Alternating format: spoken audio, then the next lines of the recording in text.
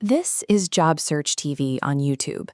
Every day, millions of people look for work, and countless managers try to hire them. But a familiar frustration happens when a new hire comes on board, struggles to meet expectations, and inevitably quits or gets fired. When that happens, you usually hear the same complaints from leadership. They claim the new employee lacked the necessary skills, they were lazy, or they were simply a bad fit for the company culture. But if you look closely at these failures, you find a consistent pattern. With very few exceptions, the reason an employee fails rests entirely with the manager and the institution, not the person who is hired. People generally fail in a new role for two distinct reasons before they even sit at their desk. Either the hiring manager did not actually know how to evaluate the candidates they were interviewing, or they actively misrepresented the reality of the work environment. If you manage a team and notice a constant cycle of underperformance and turnover, the talent pool isn't the problem. The evaluation and management processes you rely on are broken. Let's examine the first common defense a manager uses when a hire goes wrong, the claim that the employee lacks the particular skills needed for the job. This diagram illustrates a standard hiring pipeline, showing how a candidate passes through multiple approval stages. It usually starts with a resume that gets screened by a talent acquisition team. Then the candidate meets with people from your specific department. After that, they meet with you, the hiring manager. And finally, someone in a more senior position approves the hire.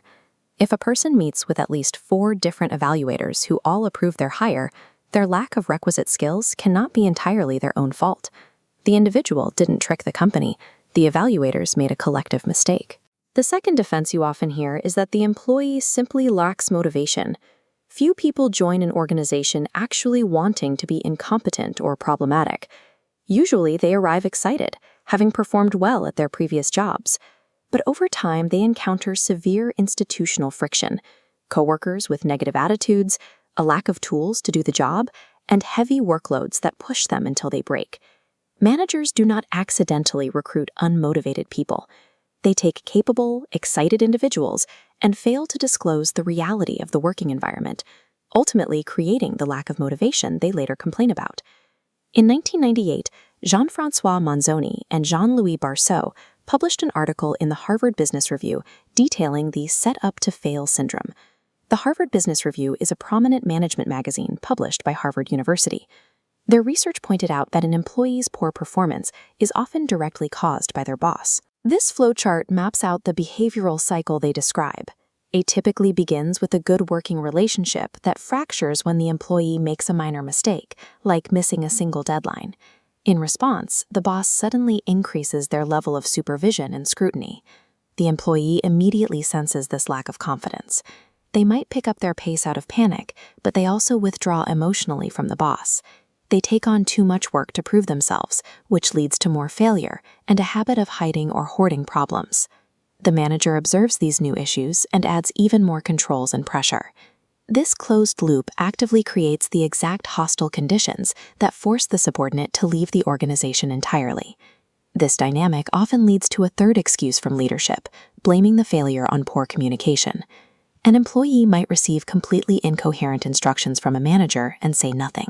But what looks like a failure to understand expectations is often a logical response to a history of being criticized. They stay quiet because the manager has built a culture where staff are terrified of asking for clarity and facing their boss's scorn. When employees are perceived to be weak performers, they live down to the low expectations their managers hold for them. It becomes a self-fulfilling prophecy dictated by heavy-handed micromanagement. We can see the converse of this reality by looking at Chef Gordon Ramsay on the reality television show Hell's Kitchen.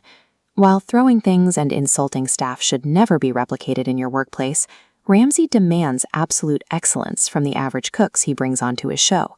By holding intensely high expectations, the contestants end up competing at a vastly higher level than they ever did at their home restaurants.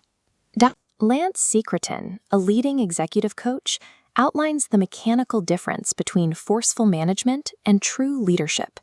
He separates it into 2 distinct concepts, motivation and inspiration. According to Secretan, motivation operates as a push mechanism. It is the act of lighting a fire underneath someone to force them to move forward. Inspiration is a pull mechanism. It is the act of lighting a fire within someone, giving them the internal drive to push themselves toward a shared goal.